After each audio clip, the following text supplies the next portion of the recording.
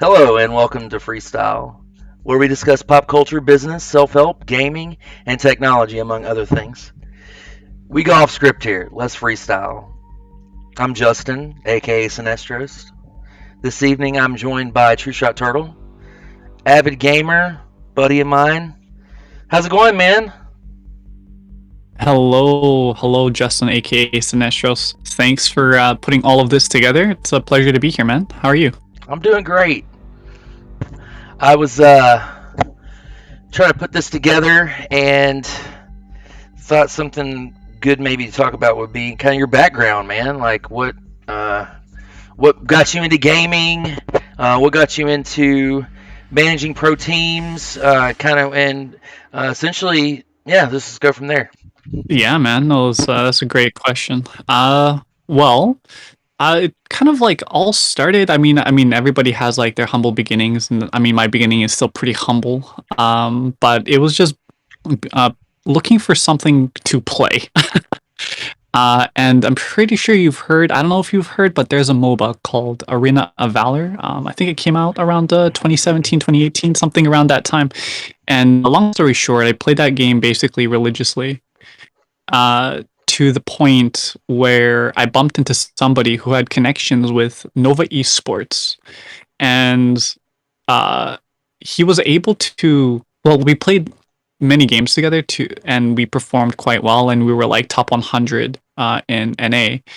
And he talked with this guy from Nova Esports, and he convinced him to put us on Nova Esports B team. So I think they were called Nova Esports Gold at the time, and we played in a game that's similar to what's currently going on in Wild Rift. Is it a MOBA? Like it's a MOBA, yeah, it's MOBA. It's basically like League of Legends, but a rendition of League of Legends, where it's like the concept is still the same, except it's kind of like a copy and paste of other MOBAs that are currently popular right now, such as like MBL and a handful of other ones. But anyways, long story short, after I got like a taste of like kind of pro play, watching how these people would really dedicate themselves to the game, I just basically kind of took the reins after the B team disbanded, and I transitioned that into League of Legends. Of course, I was not very good at League of Legends, but I was able to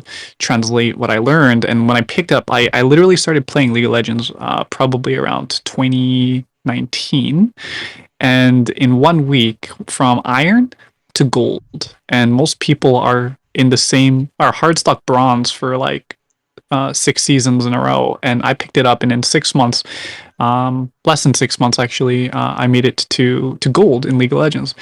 And based off of that experience, and just the amount of time I put into the game, but of course I also started a non-profit dance organization at the same time. So when I wasn't Nice. teaching dance, I was playing League of Legends, and I bumped into another person. Funny how that works, right? I bumped into another person, and this person knew ex pro players who were looking to give coaching for free. And I so happened to just be super lucky to bump into that guy. I got onto like an amateur team. I played with this amateur team for, man, it was like almost like a part-time job, because we had to be at every single practice if we wanted to be on the team, because we were also competing against other people who were trying out. And I did manage to make it onto the team itself. However, there was just, again, any organization that's just starting up and like, amateur, and not, they don't have a lot of sponsorships. Right. They kind of crumble apart without money or without capital. So after that experience, I decided to, you know what, maybe I'll give gaming a break. And that's where I decided to kind of focus on like my full-time career, which is, well, I basically talk for a living. Like that's the short and sweet version of it. Right. But essentially, what I do is like I'm a persuasion consultant, so I negotiate on behalf of clients for goods. And yeah, so that's basically how I got into gaming. And now I'm actually doing that again, and it's working really well. I'm with a community called Noxian Glory.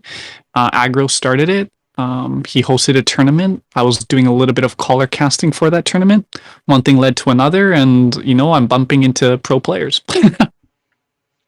that's very interesting that you go from dance to essentially negotiations in business. It's an interesting transition now.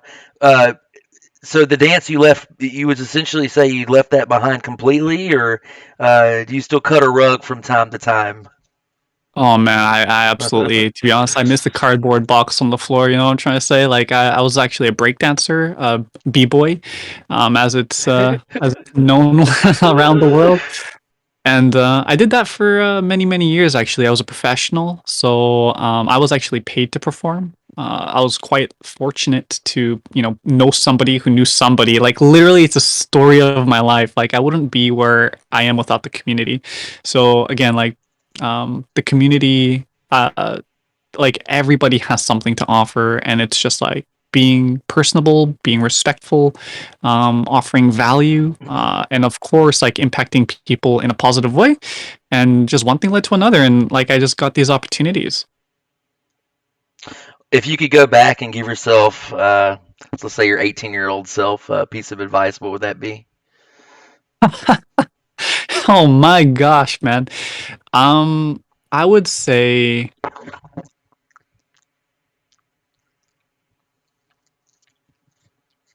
take the concepts of like sorry when you learn something, at first they're concepts, Mhm. but learn to transition those concepts into reality. So something practical, like turn those intangible, like the intangible wisdom, that head knowledge, into into reality. Like let it shape your framework. Let it be your framework. Like don't look at the concept like it's fiction. Like don't look at it like it's, you're reading out of Lord of the Rings or Harry Potter, because it's all nice and dandy and it's fun to talk about. Right. But learn to make reality the wisdom that you learned from the people who have come before you. And I think that's where I fell off a lot. Like there were other opportunities that presented themselves, but because I was young and dumb and didn't have any guidance, a lot of other opportunities definitely slipped from my fingers. But I think that if I was um, if I translated the concept of wisdom into like reality, I think I would have had more of like a firm grasp on opportunities, and I wouldn't have taken things for granted, so to speak. What's been the favorite job that you've ever held? My favorite job that I've ever held. Yeah. Um, Man, I worked for the second largest dealership group in all of Canada. I was quite fortunate in order to land it, especially with the amount of sales experience that I was stepping in. Plus, I didn't have like the verbal prowess that I have today, but stepping into that, like BMW was uh, such a wonderful company organization to work for. Um, and the vehicles are fun to drive. Like we can test drive basically any vehicle. Like I'm literally like I went from selling advertisements on the back of receipts to test driving $80,000 like sedans. You know what I mean? Uh, Like I think that was probably the best. Plus, like I got my own office. So, anyways, that's probably my most favorite job that I've ever had. What about yourself, Mr. Sinestros? ooh, least favorite job. You Least favorite know, job? I would You say, say the most. I'm going to put stressful right alongside of least favorite because I've never really been worried about chasing the dollar. Um, but I think being a network engineer at Blue Cross Blue Shield on the 11th floor had to be the most stressful job that I've ever done oh, because things that I did impacted hundreds of people on a floor. You know, did you so say? Sorry, when you asked the question, did you ask me what was my favorite job that I've ever I held, or did. stressful? Well, yeah. You asked me. You asked me what was my favorite job. That's right. Oof. I don't know why I told you the bad one. I guess I'm just thinking about Oh, it. we off Um, script here, bro. We off right, script here, bro. right.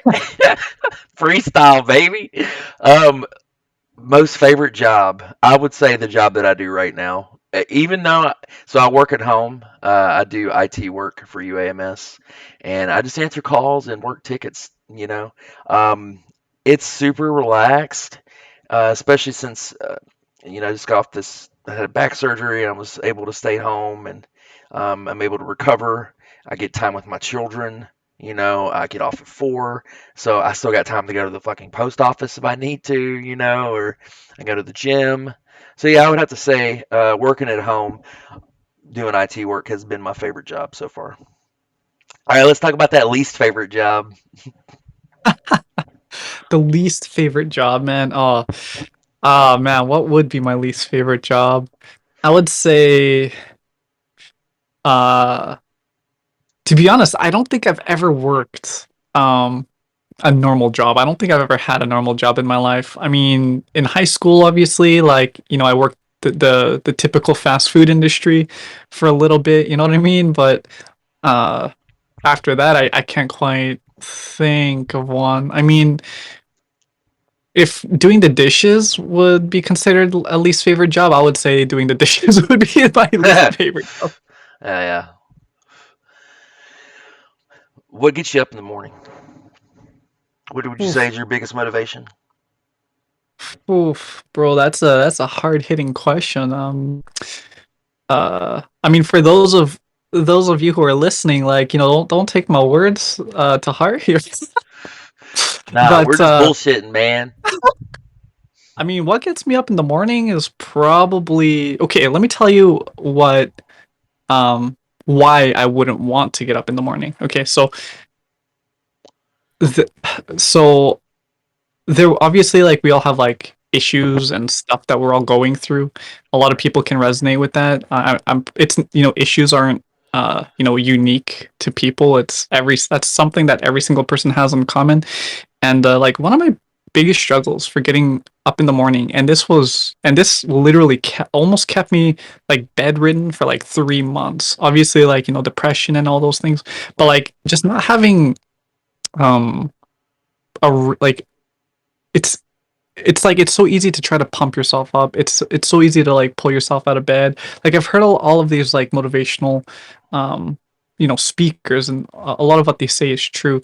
But of course, like, you can lead a horse to water, but you can't make it drink. And I was literally like, I had all the motivational speakers like at the tips of my fingers, right? Like the Right. phone, the internet, right? Hmm. And even if I was listening to it, like, nothing they said would get me out of bed. Um, and then it didn't, and then something happened to me quite recently where I realized that the primary thing that was keeping me from achieving my goals was the primary thing that once helped me achieve my goals. And that was, revenge. I've heard, like, we've heard that outdated saying that the best revenge is a successful life. And sometimes, like, if one is focusing so much on just getting revenge, and they're pursuing success out of that, as soon as the the sand in that hourglass like runs out, even though you still have the idea and concept of revenge, like, the motivation is not there anymore, because it's been like, what, 5 years, 5 years of just running on anger, running on bitterness, running on all of those things. And I think that's what people struggle with, like, today, like, a lot of bitterness, a lot of unforgiveness, stuff like that. And so what gets me out of bed today, is I would wake up.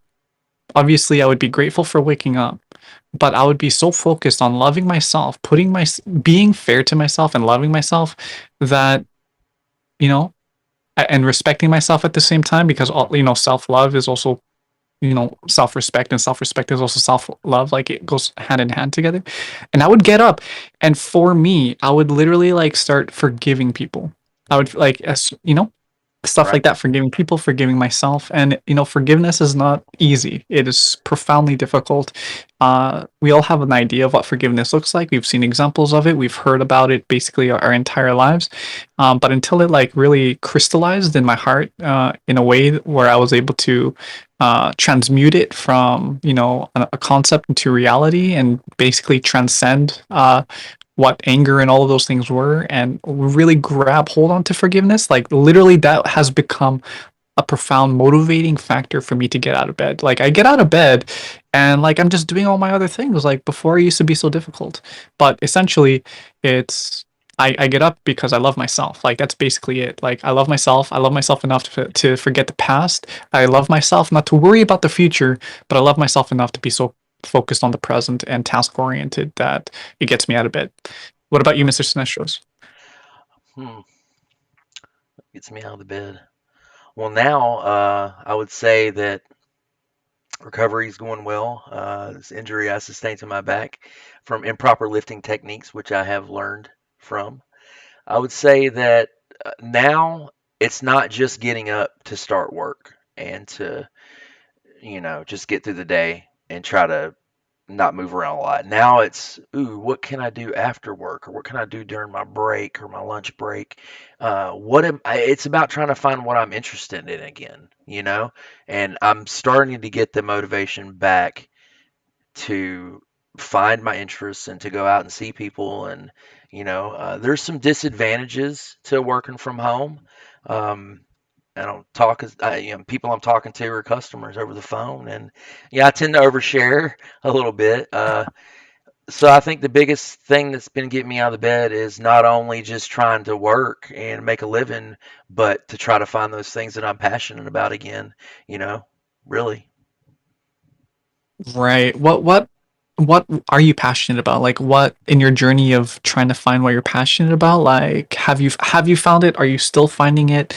Like what's your journey been like? I'll tell you what. I think that the big drive behind my passion is working with technology.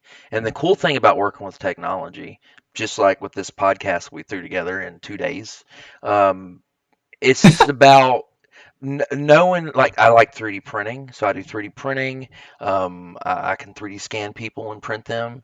You can go to Just in Time 3D Design, no spaces, Just in Time 3D Design, and see that on Facebook or Instagram.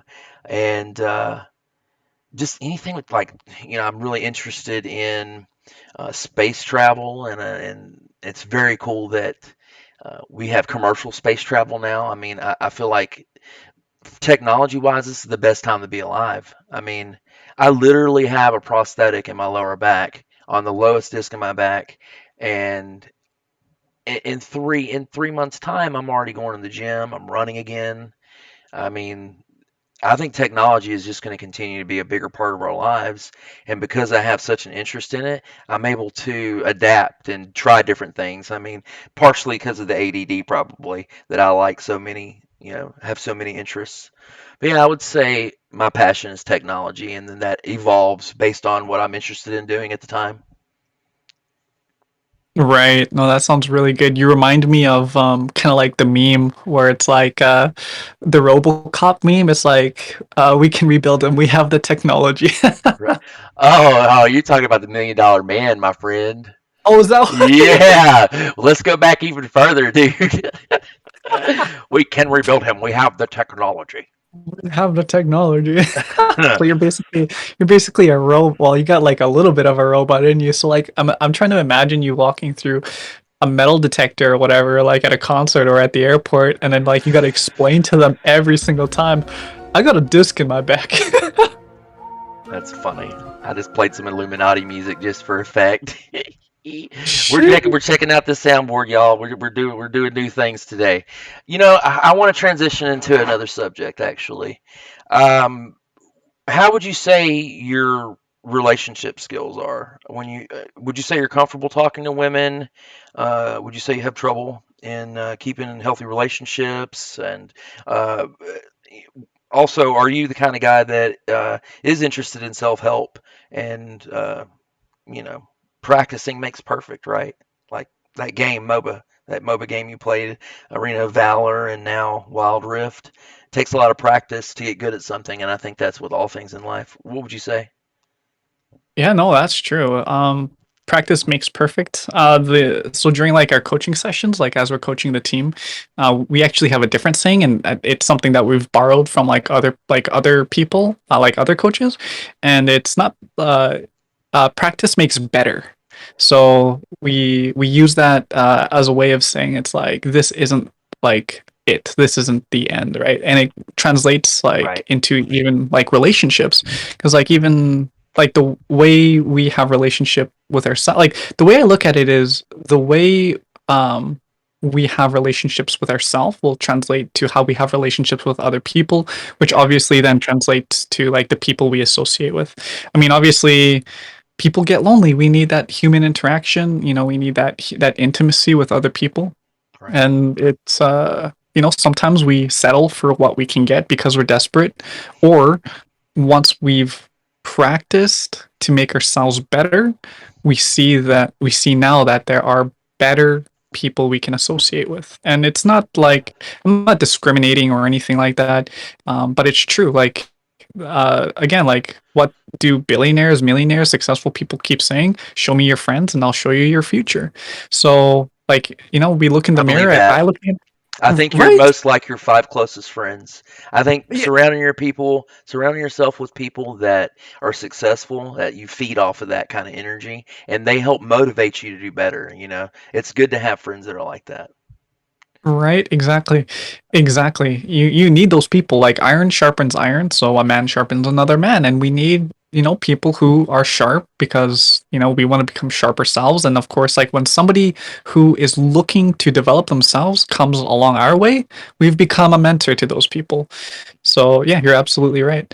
Um, in regards to like talking with women, like I love talking with women. I enjoy talking with women. Most of the women that I speak with are either, dating, they're pregnant, they're engaged. So it's like, I'm mingling with like the right types of women who actually want more than just like a one night stand. But then there's also like the opposite side of things where I meet women who are so self sufficient. And to me, I find that really attractive. So it's like I can talk with those women. I can have like relationships, like as much as I would like to move those relationships into the bedroom. But like, you know what I mean? Like Right. it's like I respect, I admire those women. So like being able to speak with women, it's I don't know, I like it. I enjoy that. And yeah, what about yourself, Mr. Sinestros? I hear that you have yourself a site. Yeah, it's funny. I actually, I don't have a girlfriend. I have a very good lady friend though, who I can tell her anything. I mean, that's where we're at right now, and um, she has seizures, and she's not really. Either of us really are in a place to. I'm not trying to have a girlfriend right now. I like the company of a woman. Um, but I do. What's cool about this is she knows that I'm really interested in self help, and I have a couple of friends that I coach that have seen success. I don't want to take all the credit. Coach Corey Wayne on YouTube is amazing, life coach among Non-sponsored, others. Yeah, non-sponsored. non-sponsored, exactly, non-sponsored, and yeah, I would say I've learned a lot from his video lessons and reading this book and putting it to practice. For instance, the reason I was going to tell you that I'm able to tell is just for funsies, because like I told you, I've been feeling better. I was like, let me see how quick I can get a date. So Monday, I got on the phone. I opened up the old profile that I had on Facebook Dating and sent four women messages. And I'll give you an example. I'll go ahead and just tell you what the message is because why not, right? And essentially, I was able to get a date with a girl in an hour with only about 10 texts sent, 10 to 12 texts sent total between us. So the important thing to know about, I'm gonna give you an example of the message. This is a successful, literally in 1 hour, got a date, and I'll also um, uh, got rid of another girl that I was talking to because she didn't meet the standards that I wanted. And what I mean by that is you want to try to stay away, and it's super hard these days, but you want to try to stay away from women that have emotional baggage. Everybody has shit that they go through, but it takes a lot of time to get right with yourself after you've been in a relationship. Oh, Um, so true. so I can tell these women just by the way that they message me, and I'm going to give you some examples right now. I'm not going to mention any names. Let's go to this little dating profile here. So, this girl message I sent her. And this is important. I'm going to tell you why I send these messages. I'm looking to find someone with similar interests and routines. What do you do on a typical day off? Let me tell you why that's a good question. For one, um, you're making her prove to you, like, women like to talk. Essentially, it's very easy to talk to women. Asking questions is a really good way. Being generally interested in what they're saying, listening, actively listening, not just thinking about what you're going to say next. Why are you even talking to this girl if you don't have any interest anyway? So, pay attention. All right. Her message back to me was, it depends on the day. I work really hard. So, on my rare days off, I'm not opposed to being lazy. However, I love to be outside and explore. I kayak a lot, love swimming, hiking, camping, that sort of thing. I'm also a huge fan of music and frequent concerts. Something else I'm going to tell you, you need to mirror and match women's behavior. So, I don't want to tell you, I don't like playing games, but the dating game is called that for a reason. I messaged her. She messaged me back within 8 minutes. Okay. And this is another reason why you message multiple women, because then it's all about numbers. It is a numbers game, especially with online dating. We're in a new technology age. I'm one to tell you about it right now that you use the phone to set up a date and get to sell yourself in person. So we're going to continue. My response to her: I love being around the water. Camping is fun. I told her I am a DJ. I DJ parties occasionally with my portable karaoke system. And I said I'm a sucker for a good singer. Can you sing? Or can you do? That's literally what I said. Can you sing? I am a sucker, by the way, for women that can sing. Singer, amazing. Like, it's one of my things. All right. So she responds with, I love to sing. I auditioned for AI once, American Idol, when I was 16. Okay, so right now what I'm doing is I'm challenging her, and she's having to just answer questions. And um, if I see she's responding, saying, "Yeah, I do that," or you know what I'm saying, or that that shows that she has interest and that she's actually chasing me a little bit. So we're going to continue. I noticed that she was a math on her profile. She's a math teacher, and here again, I'm challenging her again. It's important for me to meet someone nice, caring, and who will let me take the lead. And I'll tell you why I say that. There is such thing, and it doesn't matter what kind of relationship you're in, whether it be male male, female female, male female, or anything in between. There is such thing as feminine and masculine energy, and it is important to have that kind of polarity in a relationship. So what I meant by let me take the lead is let me be in my masculine. And I did say to her, "Are you?" It's kind of weird how I asked it, but it doesn't matter because you're allowed to make mistakes when you're talking to women that like you, just as long as you don't talk them out of liking you. So I'll continue. Are you feminine to match my masculine? Also, I'm terrible at math. Just to say, I mean, it's a fact, by the way. I'm terrible at math, but I noticed she was a math. She was a teacher, so I threw that in there. And she says, "I am nice and caring, and I love math." LOL. So right then, she's again having to say she is these things that I'm looking for. And by her doing that, A, she's full of shit, or B, she is those things, and I might have something I'm actually looking for. Because these things that I'm looking Hmm. for are real things that I'm looking for. I'm not, once you do this enough, you start to realize the kind of women that you like and the things that you like and the stuff that you're looking for. And for me, it's nice, someone caring, someone that can sing. I don't know why, it just does something for me. And uh, everything else can, just as long as someone is nice and caring. I mean, you can't go wrong with a female like that, honestly. You just Hmm. really Hmm. can't. Um, so my response to her was, it's I think it's important. I said it's. I'm saying too many men are wishy-washy and don't know how to take the lead or set proper dates or make informed decisions for that matter. Now, the reason I said when I mentioned set proper dates, I'm already letting her know. And I'm going to tell you, we're only one, two. three. By my fourth message, I'm already talking about getting together and setting up a date, even though I haven't asked yet. But I continue right after I said informed decisions for that matter. I say, "You seem cool. Can I get that number?" She texts me her number. Immediately I get off of the webs. I get off of this because with Tinder and dating sites, it's easy for someone to just look at you as like another person, really, that they can just ignore and or Mm-hmm. Mm-hmm. whatever. So by getting her number, I make it personal. So I Mm-hmm. text her immediately because again, I'm not into playing games.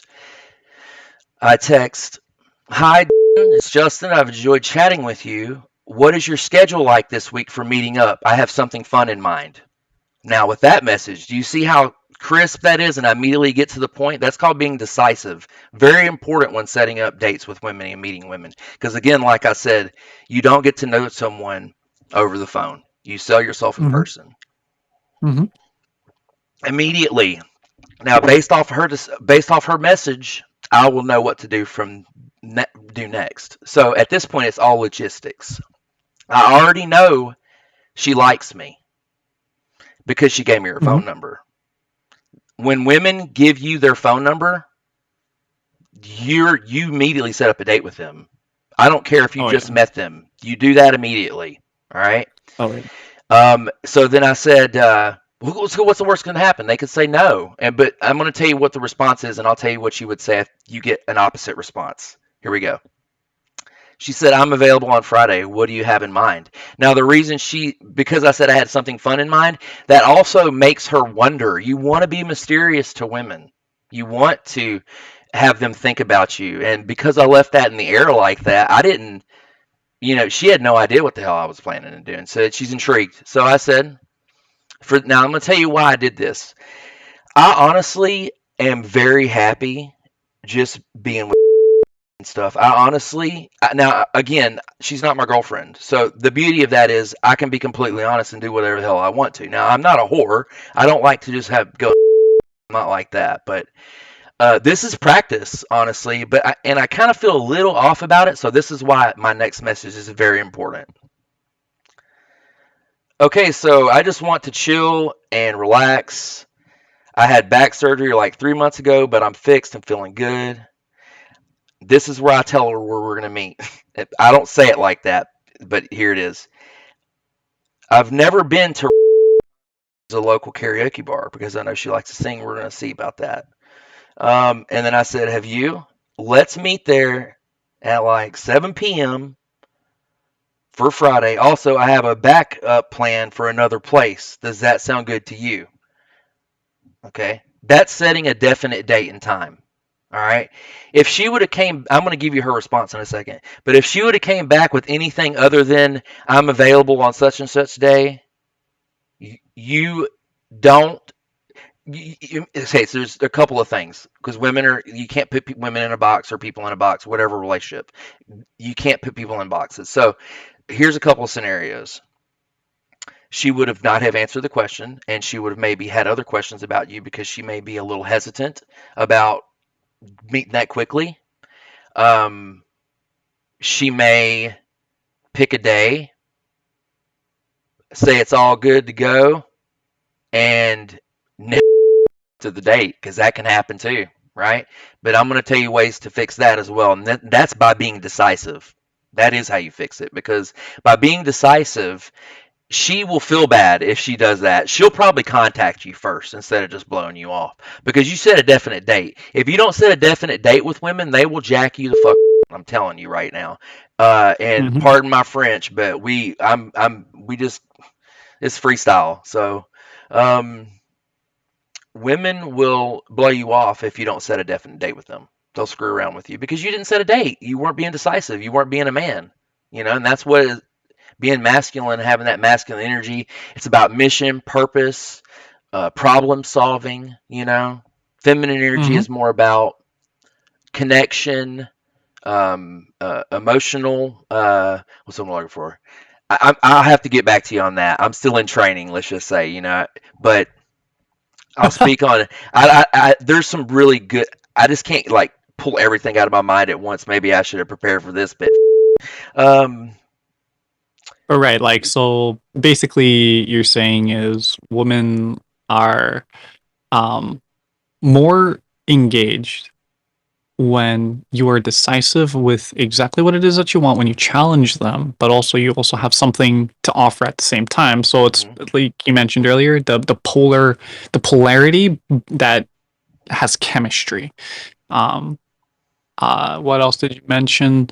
Um, basically want to just take it right off the app and bring it right into like your the digits because Right. you want to set yourself apart. Like this is very much the same thing that I did when I used to sell luxury goods, Hmm. like $1,500 watches, stuff like that. And we would do the exact same thing. It's called romanticizing. It's called isolation. So Yep. the more you're able to isolate yourself from the rest of the other opportunities and basically say like, yo, this is the reason why you want to have my babies. Like these are the Right. reasons why. Right. So yeah, no, that totally makes a lot of sense. But being able to see, not a lot of men are able to do that, right? So it also depends on Right. the what's the word I'm looking for? Population. So like if you're in a very populated area, like for some men who are listening, like or women who are listening, uh if they're in a hyper populated area, like within a couple minutes, maybe a couple hours, maybe a few days, like you'll be able to get a bite. But if you're like somebody who lives in a town of 300 people and you're messaging people from like halfway across the province, it could be a little bit more difficult, a little bit more challenging, but it still happens. Like, funny story, I was using a dating app, and this was years ago. I was using a dating app, and this chick, she was Oh, like, let me on finish her this two profile. lines. I'm sorry. Let me finish this off, and then we can just talk exactly exclusively what you want, and we'll go back and forth at each other. Didn't mean to interrupt. This is where I would say, asked her if it was good for her. She says she lived close. She has been there for 15 years. She's never been there. That sounds fun. And then the last message that I send, and by the way, it's very important. There's no need to talk to a woman after you set a date. That's where men mess up, and they try talking to a girl in between the time of the date because you'll say something stupid, you'll send some bad joke, you'll get inappropriate. The phone is used to set dates, not to get to know someone. Everybody just remember that, all right? So then I said, okay, it's a date. Confirming again, this is not friends. I'm not here to be friends. See you Friday, 7 p.m. I'll text you when I'm on my way. Please let me know if something comes up, and I'll do the same. And she said, sure thing, with a heart. She got the last message. There's no reason for me to respond to that. If she wants to ask me a question, men, please respond. Don't be goofy. Talk to a woman that wants to engage you. That shows her interests. But try to save it till the date. Sorry to interrupt you, sir. Go ahead. Oh no, you're fine, man. No, those are really good points. What I was saying was, so I messaged this girl, but she was obviously like halfway across the province, and on her profile, she's like, I don't know what I want or whatever, right? So I'm talking with this chick, right? And it obviously like led to nowhere. I did go on other dates with other women, Mhm. but I did get her number and I did get her Facebook.